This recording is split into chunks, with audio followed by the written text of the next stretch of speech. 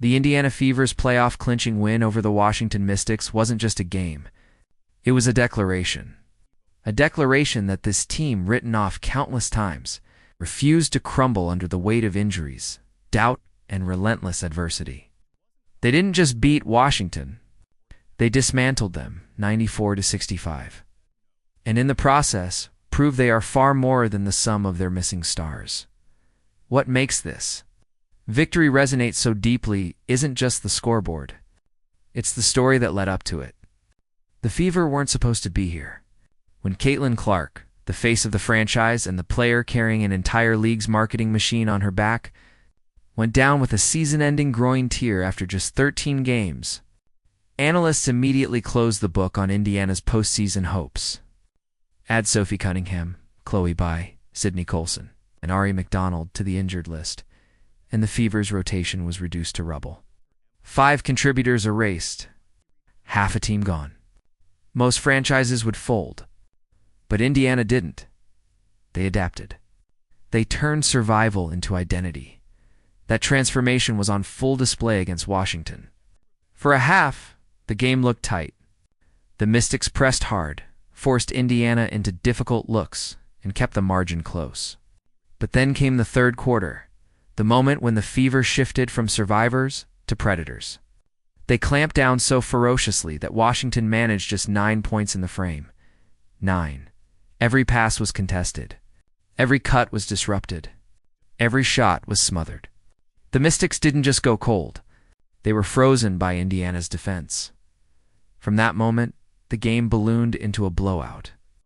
Natasha Howard became unstoppable around the rim, punishing defenders with 17 points while setting the tone physically. Aaliyah Boston, the quiet anchor of this roster, delivered yet another double-double with 12 points and 11 rebounds, breaking franchise records and reminding everyone why she's the backbone of this team. Aerial Powers exploded off the bench with 15 points and relentless energy, while Lexi Hull and Shea Petty brought hustle, shooting, and grit in equal measure.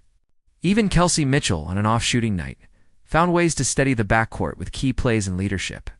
By the end, 5 players were in double figures, a reflection of just how balanced and dangerous this next woman-up squad has become.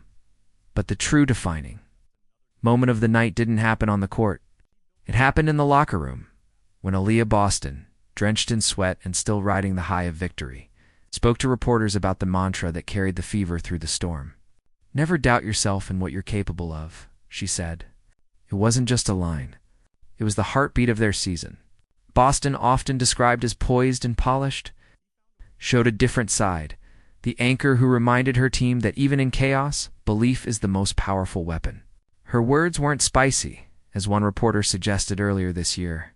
They were steady, firm, unshakable. And that's exactly what this Fever team has been. The irony of this season is that the very injuries that should have destroyed Indiana may have forged something stronger. Without Clark, Boston has emerged as a vocal leader and emotional compass.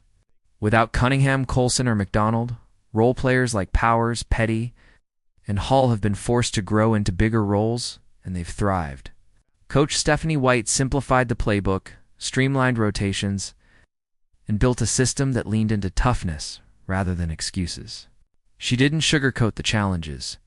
She embraced them, and in doing so, she gave her players permission to fight with joy, resilience, and unity. The payoff is historic.